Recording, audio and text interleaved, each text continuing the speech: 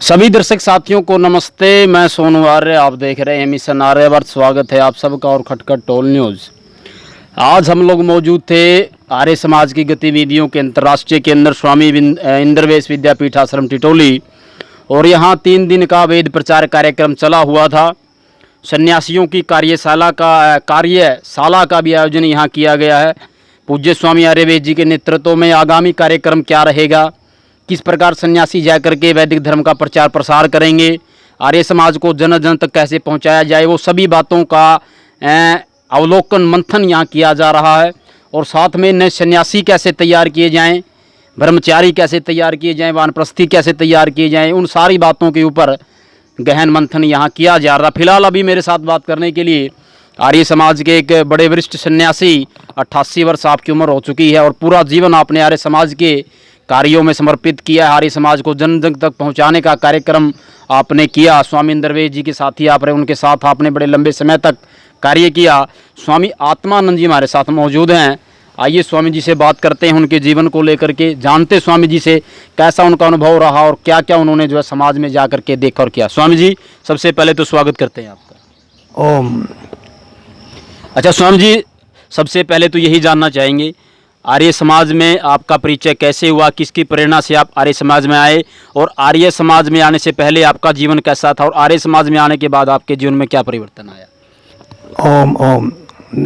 मैं आर्य समाज में जब आया, जब मेरा कुछ जीवन खराब हो गया था जी।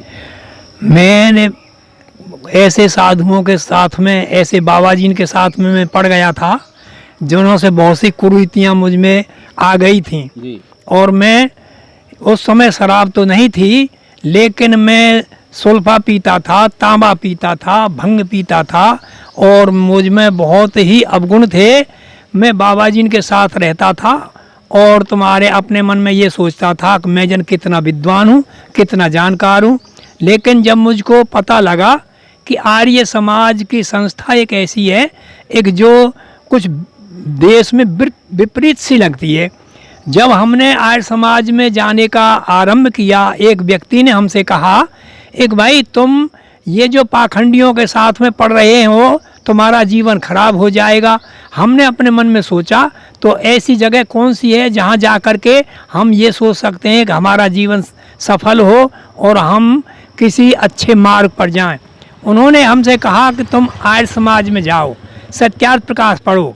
हमने जब आर्य समाज में जाना शुरू किया तो हमारा परिचय हुआ सबसे पहले स्वामी धर्मानंद, वैदिक ब्रह्म जिससे कहते हैं, और रामपत जो हमारे यानी उसके क्या नाम है, रोहतक के जो एक वो प्रचारक थे, उनके पास में जब मैं वहाँ गया तो उन लोगों ने मुझको सत्यार्थ प्रकाश के प्रेरणा दी। और सत्यार्थ प्रकाश जब मैंने पढ़ा तो मुझको पता लगा कि ये बिल्कुल ही विपरीत जगह है जहाँ पर मैं खड़ा हुआ हूँ।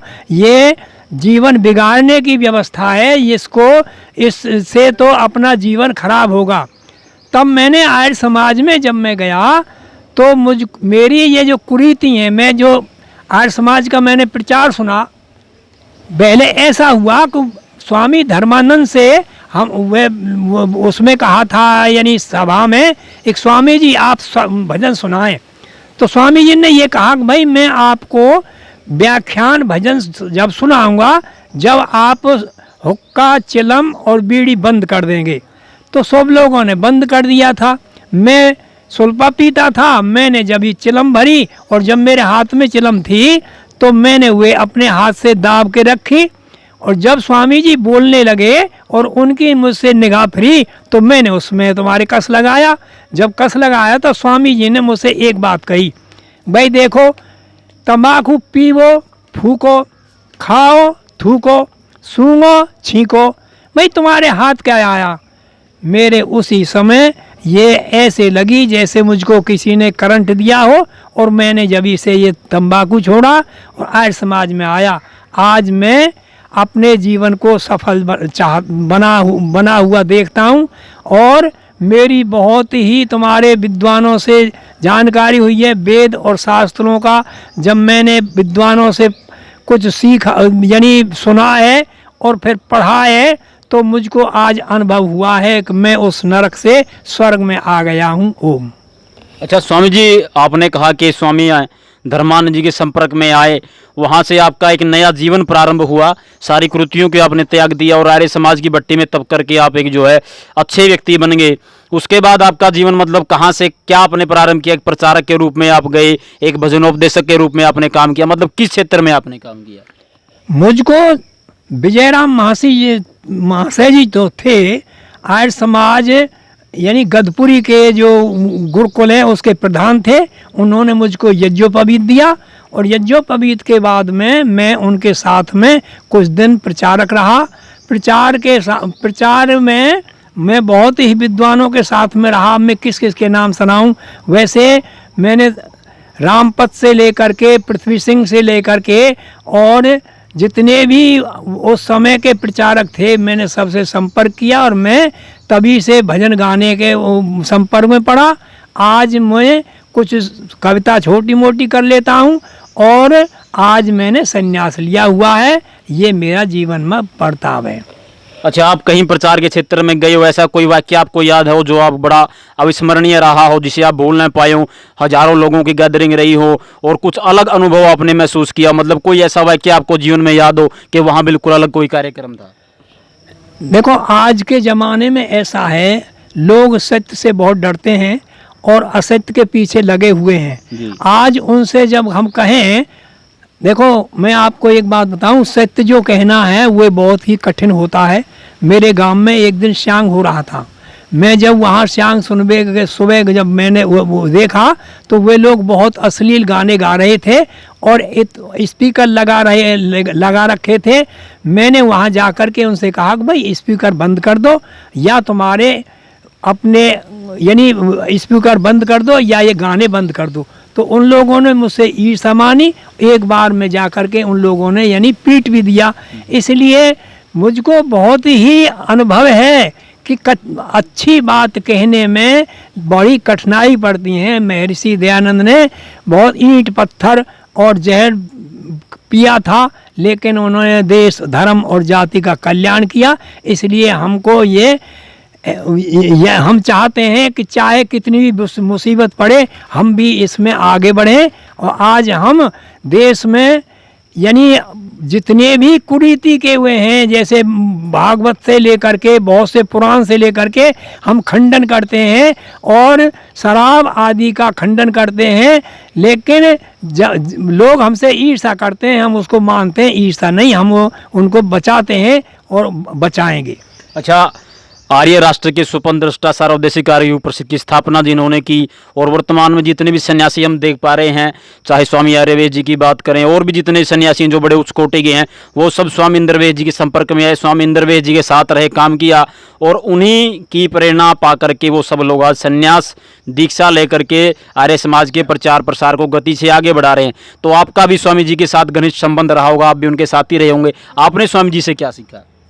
देखो, आर्यवेश के साथ में रहे हम। पहले हम उनके साथ यानी इंद्रवेश के साथ में नहीं रहे। वैसे उनकी सभा में हम गए थे, लेकिन हम बहुत ज़्यादातर अब आर्यवेश के साथ में रह रहे हैं। और उनका जो तरीका है, उनका जो अनुभव है, उनका जो चलन है, उससे लोग बहुत प्रभावित हैं और उसके ही संपर्क में आकर के हम देश अभी तो हम विदेश तो नहीं, अपने देश में जगह जगह प्रचार करते हैं और उनकी शैली बहुत ही अच्छी है। आज वे अपने देश में पूजनीय हैं। अच्छा स्वामी जी, अंतिम बात आपसे पूछते हैं, यदि बड़ों की बात करें तो जो प्रारंभ में जो लोग आर्य समाजी थे, जिन लोगों का आर्य समाज से संपर्क था, वो आज के वो जैसे के तैसे आदमी, परंतु आगे जो आने वाली जो पीढ़ी थी, हम जैसे जो नौजवान हैं, उनमें वो संस्कार वो देने में असफल रहे। युवा पीढ़ी में आर्य समाज की संस्कार वो बेहद कम है और इसलिए ये बहुत बड़ी समस्या भी है। ज़्यादा से ज़्यादा नौजवानों को आर्य समाज में दीक्षित करना होगा यदि समाज को बचाना है और राष्ट्र को बचाना है।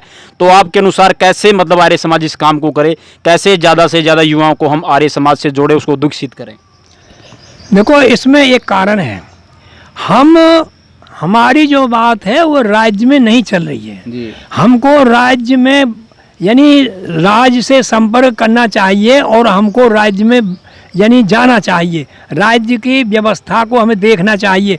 और जितने भी हमारे ये कमी हमारे राज्य की है, क्योंकि हमारे यहाँ जैसे टेलीविज़न है, जैसे तुम्हारे अब सुबह से शाम तक लोग मोबाइल में तुम अनेक तरह के गाने आदि भरते हैं, अनेक तरह के जो कुचेष्टा की चीज़ उसमें दिखाई जाती है, उसमें कोई प्रबंध नहीं है।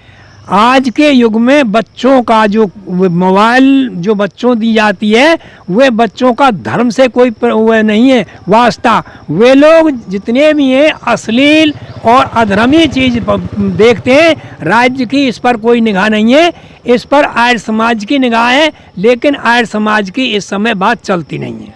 अच्छा, तो आप थे स्वामी आत्मानंद जी भाई, और उनके जीवन से जुड़े हुए तथ्यों पर हम बात कर रहे थे। 88 वर्ष स्वामी जी की आयु हो चुकी है और आज भी प्रयासरत हैं कि किसी न किसी तरह ऋषि दयानंद के मिशन को आगे बढ़ाया जाए। वैदिक प्रचार की जो पद्धति है उसको पुनः जन जन तक पहुंचाया जाए, और उसी के लिए संकल्पबद्ध हैं आप। और आज भी नौजवानों जैसा उत्साह रखते हैं। आज भी जहाँ कहीं भी आपको अवसर लगता है अपनी वाणी के द्वारा उपदेश भी करते हैं और भजनों के माध्यम से लोगों का मनोरंजन भी करते हैं और साथ में उन्हें एक नई दिशा और मार्ग भी दिखलाते हैं। तो देखते रहिए मिशन आर्यावर्त और खटखट टोल न्यूज़। आप सबका बहुत बहुत धन्यवाद, और स्वामी जी आपका भी बहुत बहुत धन्यवाद। नमस्ते।